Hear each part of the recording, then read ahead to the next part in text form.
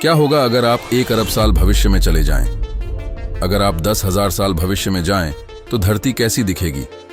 क्या इसकी सतह ज्वालामुखियों से ढकी होगी या यह बर्फ में जमी होगी? क्या होगा अगर आप इससे भी आगे 1 मिलियन साल भविष्य में चले जाएं?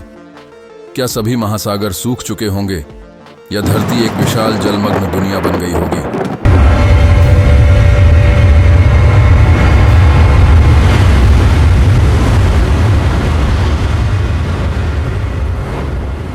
अब क्या होगा अगर आप 1 अरब साल भविष्य में चले जाएं? क्या यहां कोई इंसान बचा होगा या वे आकाशगंगा के अन्य हिस्सों में बस गए होंगे? आप देख रहे हैं जी के उड़ान, और यहां वह बताया जाएगा जो होगा अगर आप 1 अरब साल भविष्य में यात्रा करें। सच कहें तो 1 अरब साल भविष्य में पहुंचने पर आपके स्वागत के लिए इंसानों के होने की संभावना बहुत कम है। मानव जाति को कई महत्वपूर्ण अस्तित्व संबंधी खतरों का सामना करना पड़ेगा, और अगर हम 1 अरब साल तक जीवित रहना चाहते हैं तो हमें इन सब से बचना होगा। लेकिन आगे बढ़ने से पहले आइए हम जानते हैं मानव जाति का पृथ्वी पर सर्जन कैसे हुआ। वैज्ञानिक मानते हैं कि हम इंसानों का यानी कि मानव जीवन का विकास पृथ्वी पर लाखों वर्षों में धीरे धीरे हुआ है। सबसे पहले हमारे पूर्वज एक कौशिकीय जीवों से विकसित हुए जो समुद्र में रहते थे। फिर यह जीव धीरे धीरे मछलियों, उभयचरों यानी जल और स्थल दोनों में रहने वाला जीव जैसे कछुआ, मेढक आदि, और फिर स्तनधारियों में विकसित हुए। लाखों साल बाद होमो सेपियंस का विकास हुआ जो आधुनिक मानव के पूर्वज थे। प्रारंभिक मानव समूह शिकारी संग्रहकर्ता के रूप में जीवन जीते थे। धीरे धीरे उन्होंने खेती, आग का प्रयोग और औजारों का विकास किया। समय के साथ सभ्यताएं और संस्कृतियां बनी और मानव समुदायों ने एक साथ रहकर शहरों और राज्यों की स्थापना की। विज्ञान और प्रौद्योगिकी के विकास के साथ मानव ने असाधारण प्रगति की। आज मानव अंतरिक्ष अन्वेषण, कृत्रिम बुद्धिमत्ता यानी कि AI और जैव प्रौद्योगिकी में नए नए आयाम छू रहा है। मानव जीवन का यह विकासिक सफर निरंतर जारी है। हमने देखा है कि एक वैश्विक महामारी से बचने के लिए हमें एक साथ आने में कितनी कठिनाई हुई। तो फिर जलवायु परिवर्तन, जनसंख्या वृद्धि, वैश्विक परमाणु युद्ध, घातक क्षुद्र ग्रह और धूमकेतु, प्राकृतिक हिमयुग और सूरज के अधिक गर्म होने जैसे खतरों को झेलने का हमारे पास क्या मौका है? चलो भविष्य में एक नजर डालते हैं और देखते हैं कि क्या होगा। करीब 10,000 साल बाद हम एक बड़ी समस्या का सामना करेंगे जिसे डेका मिलेनियम बग कहा जाता है। वर्ष 10,000 ईस्वी में AD कैलेंडर वर्ष को सॉफ्टवेयर 4 अंकों से अधिक के साथ एनकोड नहीं करेगा। याद है Y2K? हाँ, बस ऐसा ही होगा, सिवाय इसके कि इस बार हम शायद ज्यादा घबराएंगे नहीं। अच्छी बात यह है कि 10,000 साल बाद मानवों के बीच जेनेटिक अंतर और लक्षण क्षेत्रीय नहीं रहेंगे। त्वचा और बालों का रंग दुनिया भर में समान रूप से बंट जाएगा। शायद यह हमें सभी को साथ लाने में मदद करे। 20,000 साल बाद मौजूदा भाषाएं पहचान में नहीं आएंगी। भविष्य की भाषाओं में केवल 1% मूल शब्दावली शेष रह जाएगी। 50,000 साल बाद धरती एक नए हिमयुग में प्रवेश करेगी। नियाग्रा जलप्रपात पूरी तरह झील एरी में मिल चुका होगा, और दिलचस्प बात यह है कि इस समय धरती पर एक दिन 1 सेकंड बढ़ जाएगा, जिससे हमारे पास अधिक गतिविधियों का समय होगा।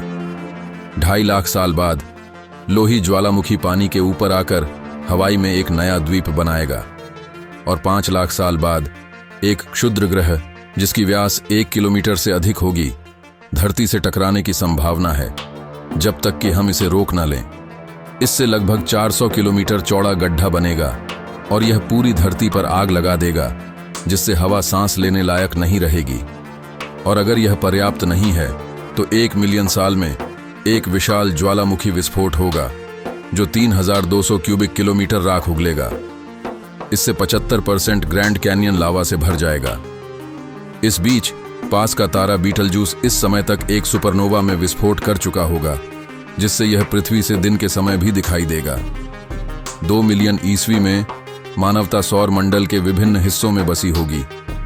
इसका मतलब यह भी हो सकता है कि यदि विभिन्न ग्रहों की आबादी अलग रही तो मनुष्यों ने अपनी दुनिया के अनुसार नई प्रजातियों में रूपांतरित कर लिया होगा।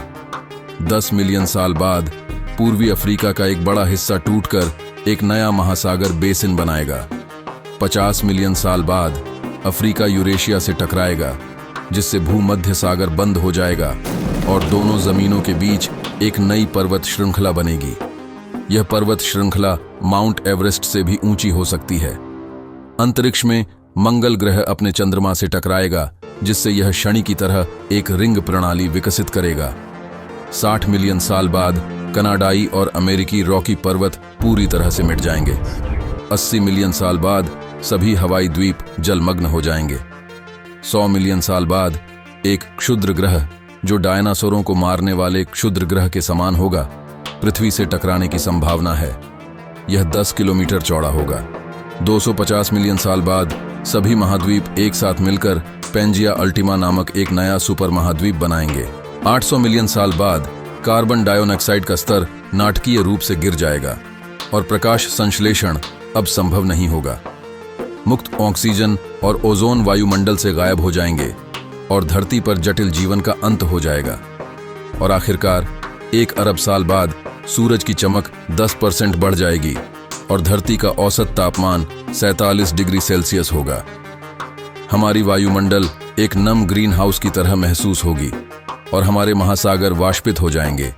केवल ध्रुवों पर पानी की कुछ जेबें रह जाएंगी। जब आप अपनी टाइम मशीन में यहां पहुंचेंगे तो मानसिक रूप से तैयार रहें कि यह धरती वैसी बिल्कुल भी नहीं दिखेगी जैसी आप याद करते हैं। मानव जाति खत्म हो चुकी होगी। उम्मीद है कि किसी दूर दराज के ग्रह पर अच्छा जीवन जी रही होगी। तीव्र गर्मी, पानी की कमी और सांस लेने योग्य हवा की अनुपस्थिति के कारण धरती रहने योग्य नहीं होगी। तो शायद आपको यहां ज्यादा देर नहीं रुकना चाहिए। इसके बजाय सौर मंडल के अन्य हिस्सों की यात्रा करें। शायद आपको वहां अपने साथी इंसान मिल जाएं या किसी अन्य प्रकार की बुद्धिमान जीवन की खोज हो। अगर आप जानना चाहते हैं कि ब्रह्मांड और भविष्य में और क्या क्या हो सकता है, तो चैनल को सब्सक्राइब जरूर करें और हमें कमेंट में बताएं कि आप भविष्य में और कौन से सवालों के जवाब जानना चाहते हैं। शेयर करें ताकि आपके दोस्त भी इस रोमांचक यात्रा का हिस्सा बन सकें।